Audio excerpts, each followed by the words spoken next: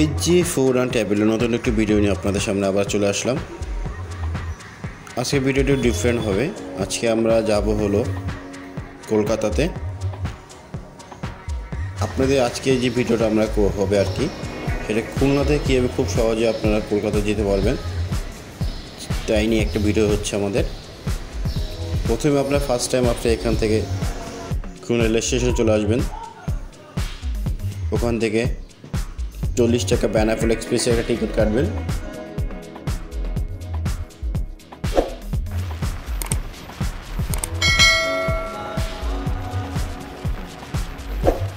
ইতিমধ্যে আমরা চলে আসছি বেনাপোল রেল স্টেশনে।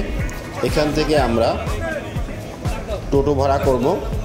এখানে টোটো ভাড়া প্রতি 20 টাকা।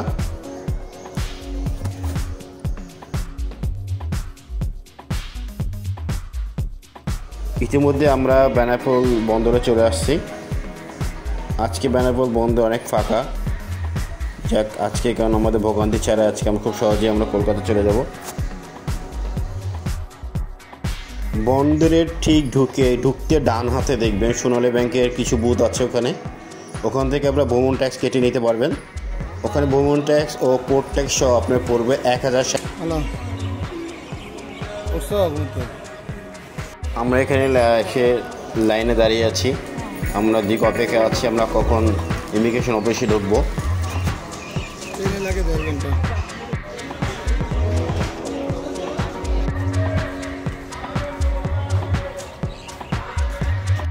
আমরা ইমিগ্রেশন কমপ্লিট করে আমরা ঠিক এপারে চলে আসছি। এখন আমাদের প্রথম যে কাজটা থাকবে আমাদের টাকা মানি এক্সচেঞ্জ করা। বনগাঁ রেল স্টেশনে চলে আসছে। আমরা শিয়ালদার ট্রেনের অপেক্ষা করছি। আমাদের ট্রেন আমরা একটা মিস করেছিলাম, সেই জন্য আমরা দিকে আবার 1 ঘন্টা ওয়েট করতে হবে। তারপর আবার ট্রেন আসবে শিয়ালদার, ওই উদ্দেশ্যে রওনা হবো আমরা।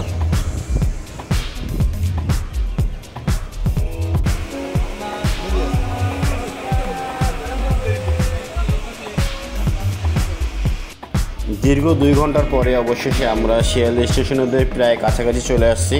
আপনি দেখতে পাচ্ছেন আমরা কিছুক্ষণ আর মাত্র 10-15 মিনিটে আমরা শিয়ালদা স্টেশনে পৌঁছে যাব। ইতিমধ্যে আমরা শিয়ালদা স্টেশনে নেমে পড়েছি। আপনারা ভিড় বুঝতে পেরেছেন, আমরা শিয়ালদা স্টেশনে চলে আসছি। শিয়ালদা স্টেশনের বেরোয় যাওয়ার পথে ঠিক ডান বাম হাতে দেখবেন কিছু খাবারের দোকান আছে, চাইলে আপনি ওখান থেকে খেয়ে নিতে পারবেন। আজকের মতো এ পর্যন্তই। আশা করি আমাদের ভিডিওটা ভালো লাগবে। যদি ভালো লেগে থাকে তাহলে আমাদের সাথে থাকবেন।